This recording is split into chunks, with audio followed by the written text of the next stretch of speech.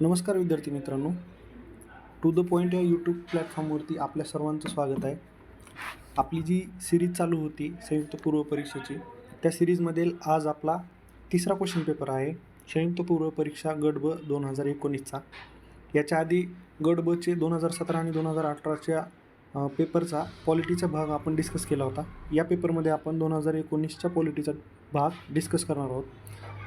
तर आपण डायरेक्टली क्वेश्चनकडेच जाऊयात. पॉलिटीचे क्वेश्चन आपल्याला डायरेक्टली क्वेश्चन नंबर 16 पासून चालू होतात. आपण इथंच पाहूयात. क्वेश्चन नंबर 16 आहे. क्वेश्चन नंबर 16 पासून पॉलिटीचे क्वेश्चन चालू होत आहेत. क्वेश्चन नंबर 16 आहे. बलवंतराय मेहता समितीची स्थापना डॅश डॅश या हेतूने करण्यात आली होती. ठीक आहे, हा ग्रामप्रशासनावरील क्वेश्चन आहे आपला. तर त्यांनी काय सांगितले की लोकशाही विकेंद्रीकरणासाठी उपाययोजना सुचवणे. सेकंड ऑप्शन आहे सामूहिक विकास कार्यक्रमाच्या अंमलात अधिक कार्यक्षमता आणण्यासाठी उपाययोजना सुचवणे. तत्कालीन ग्रामपंचायतीच्या कामकाजाची माहिती मिळवणे आणि तत्कालीन ग्रामपंचायतीच्या पुरेशा आर्थिक स्रोतांची तपासणी करणे. तर याचं योग्य उत्तर आहे 2. सामूहिक विकास कार्यक्रमाच्या अंमलात अधिक कार्यक्षमता आणण्याकरता उपाययोजना सुचवणे. हे बलवंतराय मेहता या समितीच्या स्थापनेमागील मुख्य हेतू होता. तसेच बलवंतराय मेहता समितीची स्थापना झाली होती 16 जानेवारी 1957 रोजी. याच्यामध्ये BG राव, DP सिंग आणि फुलसिंग ठाकूर हे 3 सदस्य होते आणि अध्यक्ष होते त्याचे बलवंतराय मेहता. अशी टोटल 3+1 4 सदस्याची समिती होती. या सदस्याच्या असणाऱ्या समितीमध्ये त्यांनी शिफारसी कोणत्या केल्या होत्या, तरी पहिली सगळ्यात महत्त्वाची शिफारस होती की 3 स्तरीय पंचायत राज असावी. आणि हीच सगळ्यात महत्त्वपूर्ण त्यांची शिफारस होती की पंचायत राजाचा जो स्तर आहे तो 3 स्तर असावा. म्हणजेच कोणता, आपला ग्रामपंचायत, पंचायत समिती आणि जिल्हा परिषद. त्याच्यानंतर यांनी अजून शिफारसी 2-3 केल्या होत्या, जसं की न्यायपंचायतीची स्थापना, ग्रामपंचायतीचा विकास सचिव हा ग्रामसेवक असावा, ZPचा अध्यक्ष हा कलेक्टर असावा. त्याच्यानंतर सर्वात महत्त्वाची त्यांची शिफारस होती की पंचायतीच्या निवडणुकीमध्ये राजकीय पक्ष जे आहेत त्यांचा हस्तक्षेप नको म्हणून त्यांनी सांगितलं होतं. ठीक आहे. आणि सगळ्यात महत्त्वाची अजून एक त्यांची शिफारस होती की पंचायत समितीला अधिक महत्त्व द्यावे. ठीक आहे. त्याच्यानंतर आपण नेक्स्ट क्वेश्चनकडे वळूयात. आपला नेक्स्ट क्वेश्चन आहे क्वेश्चन नंबर 17. महाराष्ट्रातील थेट निवडलेल्या सरपंचाबाबत खालीलपैकी कोणते विधाने चुकीचे आहेत. तर ह्या पंचायत राज संबंधीच क्वेश्चन आहे आणि थेट निवडलेल्या सरपंचासंबंधात हा क्वेश्चन आपल्याला या संदर्भातला स्टेटमेंट नंबर 1 त्यांनी विचारलं आहे की सरपंचाविरुद्ध अविश्वासाचा ठराव 2/3 सदस्याच्या पाठिंब्याशिवाय मांडता येणार नाही. ठीक आहे. सेकंड स्टेटमेंट विचारले अविश्वासाचा ठराव मंजूर होण्यासाठी 3/4 बहुमताची आवश्यकता असते. आणि तिसरं स्टेटमेंट सांगितलं आहे जर अविश्वासाचा ठराव फेटाळला गेल्यास पुन्हा 2 वर्ष तो मांडता येणार नाही. आणि चौथ्या स्टेटमेंटमध्ये सांगितले की सरपंचाच्या कारकिर्दीच्या अखेरच्या वर्षात अविश्वासाचा ठराव मांडता येणार नाही. ठीक आहे. तर आपण स्टेटमेंट एकदा व्यवस्थित पाहूयात. स्टेटमेंट नंबर 1 मध्ये त्यांनी विचारलं आहे की सरपंचाविरुद्धचा अविश्वास ठराव हा 2/3 सदस्याच्या पाठिंब्याशिवाय मांडता येणार नाही. तर हे स्टेटमेंट बरोबर आहे. कारण का, तर एखाद्या सरपंचाच्या विरोधात जर आपल्याला कधी अविश्वास ठराव मांडायचा असेल, ठीक आहे, तर त्याच्या संदर्भात आपल्याला निवडीपासून 2 वर्ष मांडता येत नाही. ठीक आहे. आणि समजा जर मांडायचाच म्हटलं तर त्याच्या विरुद्धचा ठराव हा 2/3 सदस्यांच्या पाठिंब्याशिवाय मांडता येत नाही. 2/3 पाठिंबा त्यांना गरजेचा असतो. ठीक आहे. त्याच्यानंतर अविश्वासाचा ठराव मंजूर होण्यासाठी 3/4 बहुमताची आवश्यकता असते. हे स्टेटमेंटसुद्धा बरोबर आहे. कारण 3/4 ही जी बहुमताची आवश्यकता तर तो ठराव पास करण्यासाठी असतो आणि ठराव मांडण्यासाठी जो असतो तो असतो 2/3. म्हणजे एक असतो मांडण्यासाठी आणि एक असतो बहुमत सिद्ध करण्यासाठी, म्हणजे तो ठराव पास करण्यासाठी. असे 2 ठराव मांडण्यासाठी दिलेले असतात. तिसरं स्टेटमेंट आहे जर अविश्वासाचा ठराव फेटाळला गेल्यास पुन्हा 2 वर्ष मांडता येत नाही. हे स्टेटमेंटसुद्धा बरोबर आहे. एकदा का आपण अविश्वास ठराव मांडला आणि तो जो फेटाळला गेला तर त्याच्यानंतर पुढचे 2 वर्ष आपल्याला तो ठराव मांडता येत नाही. अविश्वासाचा ठराव नंतर 2 वर्ष मांडता येत नाही. ठीक आहे. त्याच्या संदर्भातले 3 कंडिशन्स आहेत. त्या कंडिशन मी पुढे सांगतो. त्यापूर्वी स्टेटमेंट नंबर 4 बघूयात. स्टेटमेंट नंबर 4मध्ये त्यांनी सांगितलं की सरपंचाच्या कारकिर्दीच्या अखेरच्या वर्षात अविश्वासाचा ठराव मांडता येणार नाही. आता इथं त्यांनी काय सांगितलं की अखेरच्या वर्षात सांगितले, पण इथं तसं नाही आहे. हे स्टेटमेंट चुकीचं आहे. कारण का इथं अखेरचं वर्ष हे स्टेटमेंट नसून तर इथं अखेरच्या 6 महिन्यांमध्ये म्हणजे 6 मंथमध्ये मांडता येणार नाही. अखेरच्या 6 महिन्यामध्ये जर समजा अविश्वासाचा ठराव जरी पास झाला तरी 6 महिने राहिले असल्या कारणानं तिथं दुसरी पंचायत स्थापन होऊ शकत नाही. आणि समजा जर 6 महिने शिल्लक राहिलेले आहेत आणि समजा ठराव पास झाला आणि एखादा सरपंच अविश्वास ठरावानुसार अपात्र जरी झाला तरी दुसरा सरपंच तिथं नेमू शकत नाहीत. कारण का तिथं निवडणुकीला फक्त 6 महिन्याचा पिरियड राहिलेला आहे. ठीक आहे. याच्यानंतर ते पुढचे 3 कंडिशन्स अशा होत्या.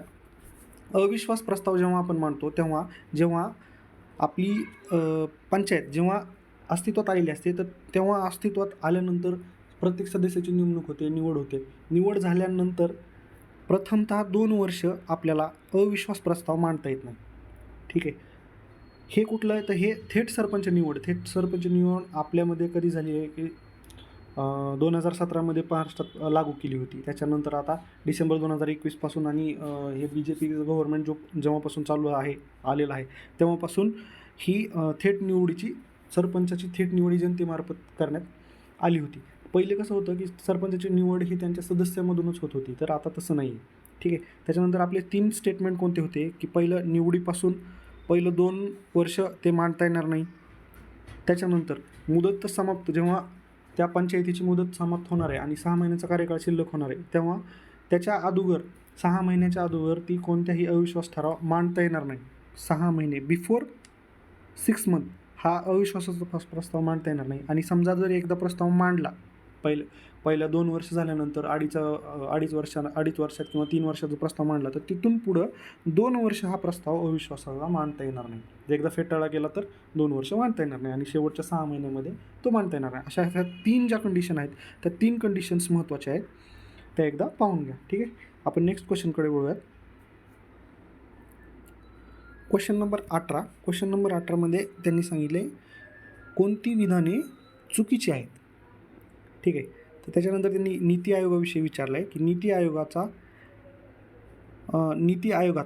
नीती म्हणजे national institute for transforming India. तर इथं इन्स्टिट्यूट ह्या शब्दावरती ते फोकस करताना दिसतात आपल्याला. हे 2-3 वेळेस क्वेश्चन आयोगानं विचारला आणि बरोबर त्यांनी फक्त या इन्स्टिट्यूटवरतीच म्हणजे त्यांचा पूर्ण कल असल्याचं आपल्याला दिसून येते. तर सेकंड स्टेटमेंट आहे 1 जानेवारी 2015 रोजी त्याची स्थापना झाली. आणि थर्ड स्टेटमेंट आहे की पंतप्रधान या नीती आयोगाचे अध्यक्ष असतात. तर या तिन्ही स्टेटमेंटमध्ये पहिलं स्टेटमेंट आहे की नीती आयोगात नीती म्हणजे national institute for transforming India. ठीक आहे. तर त्याच्यानंतर हे इन्स्टिट्यूट नसून इथं इन्स्टिट्यूशन आहे, TION. हे इन्स्टिट्यूशन आहे, इन्स्टिट्यूट नाही. त्याच्यामुळे हे ऑप्शन नंबर 1 हा आपला चुकीचा ठरला जातो आणि आपला बरोबर पर्याय क्रमांक आहे 1. याची स्थापना झाली 2015ला. ठीक आहे. आणि पंतप्रधान या नीती आयोगाचे पदसिद्ध अध्यक्ष असतात. त्याच्यानंतर आपण नेक्स्ट क्वेश्चनकडे वळूयात. क्वेश्चन नंबर 19ने सांगितलं आहे की बिनचूक जोड्या विचारल्या आहेत त्यांनी. ठीक आहे. तर पर्याय क्रमांक 1मध्ये आहे त्यांनी दिलेलं आहे की संसदेची निर्मिती ही कलम 81नुसार होते. राष्ट्रपती पदाच्या निवडणुकीची पद्धत 54मध्ये होते आणि भारताच्या उपराष्ट्रपतीचं कलम 64 आहे आणि भारताचा महान्यायवादी हे कलम 76नुसार आहे. तर त्यांनी विचारलं की बिनचूक म्हणजे काय, तर बरोबर म्हणजे आपल्याला राईट आन्सर काढायचं आहे. ठीक आहे. तर पहा, संसदेची निर्मिती संसदेसंदर्भात एक ट्रिक होती माझ्याकडे. ट्रिक म्हणजे कोणती आपली होती की सरला म्हणजे स म्हणजे संसद, र म्हणजे राज्यसभा, ल म्हणजे लोकसभा. याचं कलम संसदेचं कलम आहे 79, राज्यसभेचं कलम आहे 80 आणि लोकसभेचं कलम आहे 81. म्हणजे काय, लोकसभा ही आपल्याला कलम 81 अंतर्गत येते. तर ही संसदेची निर्मिती 81 असं सांगितले त्यांनी, म्हणून हे स्टेटमेंट चुकीचं आहे. त्याच्यानंतर दुसरं, राष्ट्रपती पदाच्या निवडणुकीची पद्धत ही 54 आहे. तर हे स्टेटमेंट चुकीचं आहे. कारण का, कलम 54मध्ये राष्ट्रपतीची निवडणूक एवढंच सांगितलं आहे, पण राष्ट्रपती पदाच्या निवडणुकीची पद्धत ही आपल्याला सांगितली आहे कलम 55नुसार. त्याच्यामुळे हे स्टेटमेंटसुद्धा चुकीचं आहे. तिसरं स्टेटमेंट सांगितलं आहे भारताचे उपराष्ट्रपती कलम 64. तर हे भारताचे उपराष्ट्रपती याचं कलम 64 नाही आहे, तर याचं कलम आहे 63. ठीक आहे. त्याच्यामुळे हे स्टेटमेंट सुद्धा चुकीचं आहे. आणि चौथं स्टेटमेंट आहे की भारताचा महान्यायवादी कलम 76, तर हे स्टेटमेंट बरोबर आहे. ठीक आहे. त्याच्यामुळं स्ट्रेट फॉरवर्ड क्वेश्चन होता, पाठांतराचा भाग आहे. ज्याचं पाठांतर चांगलं असेल त्याला हा क्वेश्चन आला असेल. आपण नेक्स्ट क्वेश्चनकडे वळूयात. नेक्स्ट क्वेश्चन आपला आहे क्वेश्चन नंबर 20. क्वेश्चन नंबर 20मध्ये त्यांनी असं विचारलं आहे की भारतीय राज्यघटनेत प्रत्येक राज्यासाठी उच्च न्यायालयाची तरतूद आहे. उच्च न्यायालय असलेला दिल्ली हा केंद्रशासित प्रदेश आहे. भारतात उच्च न्यायालयाची स्थापना सर्वप्रथम 1862 झाली आणि स्वातंत्र्यपूर्व काळात स्थापन झालेले अलाहाबाद उच्च न्यायालय हे देशातले चौथे उच्च न्यायालय आहे. ठीक आहे. तर याच्यापैकी हे सर्व स्टेटमेंट बरोबर आहेत. कारण का, भारतीय घटनेमध्ये जे काही समाविष्ट केलेल्या पद्धती आहेत त्याला अनुसरूनच हे सगळं स्टेटमेंट यांनी दिलेले आहेत आणि या स्टेटमेंटमध्ये चुकीचं असं काही नाही. पहिलं स्टेटमेंट बरोबर आहे की भारतीय राज्यघटनेत प्रत्येक राज्यासाठी उच्च न्यायालय तरतूद आहे. इन जनरल स्टेटमेंट आहे, त्याच्यामुळे चुकीचं याच्यात काही समजण्याचा अर्थ नाही. उच्च न्यायालय असलेले दिल्ली हा केंद्रशासित प्रदेश आहे, तर हे सुद्धा बरोबर आहे. त्याच्यानंतर भारतामध्ये सर्वोच्च न्यायालयाची स्थापना ही सर्वप्रथम 1862 करण्यात आली होती, तर हे स्टेटमेंटसुद्धा बरोबर आहे. आणि संपूर्ण किंवा स्वातंत्र्यपूर्व काळात स्थापन झालेले अलाहाबाद उच्च न्यायालय हे देशातले चौथे उच्च न्यायालय आहे, हे स्टेटमेंटसुद्धा बरोबर होतं. कारण का की 1862ला जो इंडियन हायकोर्ट ॲक्ट आला की 1861मध्ये कलकत्ता, बॉम्बे आणि मद्रास, म्हणजे काय, कलकत्ता, बॉम्बे आणि मद्रास या ठिकाणी 3 हायकोर्टाची स्थापना करण्यात आली. आणि या 3 हायकोर्टांनंतर जे अलाहाबाद उच्च न्यायालय आले 1866मध्ये. ठीक आहे. तर हे चौथं उच्च न्यायालय स्थापन झालेलं आहे अलाहाबादला, त्याच्यामुळे हे स्टेटमेंटसुद्धा बरोबर आहे. आणि दुसरी एक गोष्ट अशी होती की कलम 214 अन्वये प्रत्येक राज्यासाठी एक हायकोर्ट असेल हे संविधानामध्येच नमूद आहे. आणि दुसरी म्हणजे त्या अर्थाने, आणि प्रत्येक राज्यासाठी म्हटले तिथं किंवा केंद्रशासित प्रदेशासाठी, पण केंद्रशासित प्रदेशासाठी हायकोर्ट असलेलं दिल्ली हे एकमेव उच्च न्यायालय आहे. आणि दुसरी गोष्ट, 7व्या अमेंडमेंटनुसार 1956नुसार 2 किंवा अधिक राज्यासाठी किंवा 2 किंवा अधिक राज्य व 1 अधिक केंद्रशासित प्रदेशासाठी कॉमन हायकोर्ट म्हणजे आपलं संयुक्त न्यायालय, उच्च न्यायालय स्थापन करण्याचा अधिकार हा कुणाला आहे, तर हा अधिकार आहे संसदेला. ठीक आहे. हा अधिकार संसदेला आहे, हे महत्त्वाचं होतं. त्याच्यानंतर आपण नेक्स्ट क्वेश्चनकडे वळूयात. नेक्स्ट क्वेश्चन आहे आपला क्वेश्चन नंबर 21. क्वेश्चन नंबर 21मध्ये असं म्हटलं आहे, एक मिनिट. क्वेश्चन नंबर 21मध्ये असं म्हटलं की मुख्यमंत्री राज्यपालाकडून नियुक्त केला जाईल आणि इतर मंत्री राज्यपालाकडून मुख्यमंत्र्याच्या सल्ल्यानुसार नियुक्त केले जातील. त्याच्यानंतर राज्याच्या प्रशासनासंबंधी मंत्री परिषदेचे सर्व निर्णय राज्यपालास कळवणे हे मुख्यमंत्र्याचे कर्तव्य असेल. आपल्याला विचारलं आहे काय, अनुच्छेद 164. त्याच्यानंतर तिसरं स्टेटमेंट असं आहे की मंत्री परिषद राज्याच्या विधानसभेस सामुदायिकरित्या जबाबदार असेल. आणि चौथं स्टेटमेंट आहे मंत्री परिषदेतील मुख्यमंत्र्यासहित एकूण मंत्र्यांची संख्या राज्याच्या विधानसभेतील एकूण सदस्य संख्येच्या 15% अधिक असणार नाही. ठीक आहे. आपण परत एकदा सगळे स्टेटमेंट पाहूयात, कारण क्वेश्चन खूप इंटरेस्टिंग आहे. याच्यावरती 2 ते 3 वेळा आयोगानं क्वेश्चन विचारलेला आहे. आपल्याला विचारले 164मध्ये कोणत्या तरतुदी आहे. ठीक आहे. 164मध्ये ऑब्व्हियसली आपल्याला माहिती आहे की CM आणि मंत्रिमंडळासंदर्भात त्यांनी कार्य दिलेले आहेत. त्याच्यानंतर पहिलं स्टेटमेंट आहे मुख्यमंत्री राज्यपालाकडून नियुक्त केला जाईल. ठीक आहे. मुख्यमंत्री राज्यपालाकडून नियुक्त केला जाईल आणि इतर मंत्री राज्यपालाकडून मुख्यमंत्र्याच्या सल्ल्याने नियुक्त केले जातील. हे स्टेटमेंट बरोबर आहे. दुसरं स्टेटमेंट आहे राज्याच्या प्रशासनासंबंधी मंत्री परिषदेचे सर्व निर्णय कळवणे हे मुख्यमंत्र्याचे कर्तव्य असेल. आता कर्तव्य, जिथं तुम्हाला कर्तव्य शब्द येईल मुख्यमंत्र्याला रिलेटेड किंवा पंतप्रधान रिलेटेड, तर याच्याशी संदर्भित कलम, हे कलम वेगळं आहे. म्हणजे काय की आता मुख्यमंत्र्याचे जेव्हा कर्तव्य येतील तेव्हा ते कलम असतं 167. ठीक आहे. आणि ऑप्शन नंबर 3मध्ये त्यांनी सांगितले मंत्री परिषद राज्याच्या विधानसभेस सामुदायिकरित्या जबाबदार असेल. बरोबर आहे. कारण का, मंत्री परिषद हे राज्याच्या विधानसभेत सामुदायिकरित्या जबाबदार असते आणि वैयक्तिक मंत्री हा राज्यपालाला जबाबदार असतो. हे सुद्धा कलम 164मध्ये म्हटलं आहे. आणि चौथं स्टेटमेंट आहे मंत्री परिषदेतील मुख्यमंत्र्यासहित एकूण मंत्र्याची संख्या राज्याच्या विधानसभेतील एकूण सदस्य संख्येच्या 15% अधिक असणार नाही. म्हणजे काय, आपलं मंत्रिमंडळ कसं तयार होईल, जेवढे काही मंत्री आहेत, जेवढे काही आपले सदस्य आहेत, त्या सदस्यांपैकी 15% सदस्य त्याच्यामध्ये इन्क्लुडिंग मुख्यमंत्रीसुद्धा हा मंत्रिमंडळामध्ये राहील. 15% जास्त आपल्याला सदस्य तिथं घेऊ शकणार नाही. जसं की आपले आत्ता सध्या मंत्रिमंडळामध्ये आपल्या विधानसभेमध्ये 288 सदस्य आहेत. तर 288 सदस्याच्या 15% जेवढे सदस्य येतील तेवढेच सदस्य फक्त मंत्रिमंडळामध्ये घेण्यात येतील, इन्क्लुडिंग CM. ठीक आहे. तर एवढं सगळ्यांची मिळून ही मंत्रिपरिषद असेल असं त्यांनी सांगितलं आहे. त्याच्यामुळं आपल्या या क्वेश्चनमध्ये आपल्याला चुकीचं आन्सर हे फक्त क्वेश्चन नंबर आपलं स्टेटमेंट नंबर बीमध्ये निघतं की हे मुख्यमंत्र्याचं कर्तव्य आहे. तर मुख्यमंत्र्याचं कर्तव्य हे 167 नुसार सांगण्यात आलेलं आहे. त्याच्यामुळं आपलं करेक्ट आन्सर आहे ACD ऑप्शन नंबर 3. ठीक आहे. आपण नेक्स्ट क्वेश्चनकडे जाऊयात. Question number 22. क्वेश्चन नंबर 22मध्ये त्यांनी म्हटलं आहे की भारताशिवाय अन्य कोणत्याही लोकशाही राज्याच्या राज्यघटनेमध्ये नागरिकाच्या मूलभूत कर्तव्याची यादी समाविष्ट केलेली आहे. तर याचं स्ट्रेट फॉरवर्ड आन्सर हे जपानच्या संविधानामध्ये किंवा राज्यघटनेमध्ये मूलभूत कर्तव्याची यादी फक्त आपल्याला सापडते. अन्य कोणत्याही लोकशाही देशामध्ये भारताशिवाय कोणत्याही सापडत नाही. त्याच्यामुळे याचा आन्सर येईल जपान. याच्या आधी आयोगानं 2-3 वेळेस क्वेश्चन विचारलेला आहे हा.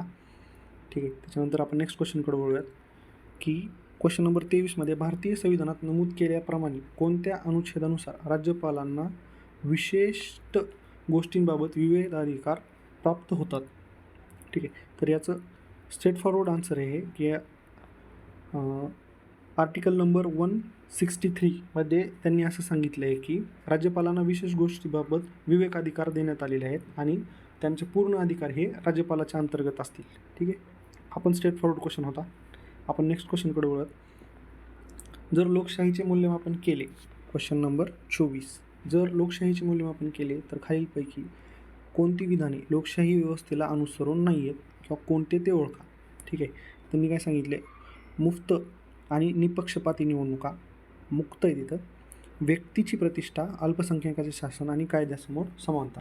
तर या 4 ऑप्शनपैकी जे अल्पसंख्याकाचं शासन आहे त्या अल्पसंख्याकाचं शासन हे लोकशाही व्यवस्थेला अनुसरून नाही आहे. कारण का, लोकशाही व्यवस्थेमध्ये हे निर्णय हे बहुमतानं घेतले जातात. त्याच्यामुळे अल्पसंख्याकाचं शासन याच्यामध्ये इन्क्लुडिंग होणार नाही. ऑप्शन क्रमांक 3 हे आपलं करेक्ट आन्सर बाहेर निघेल.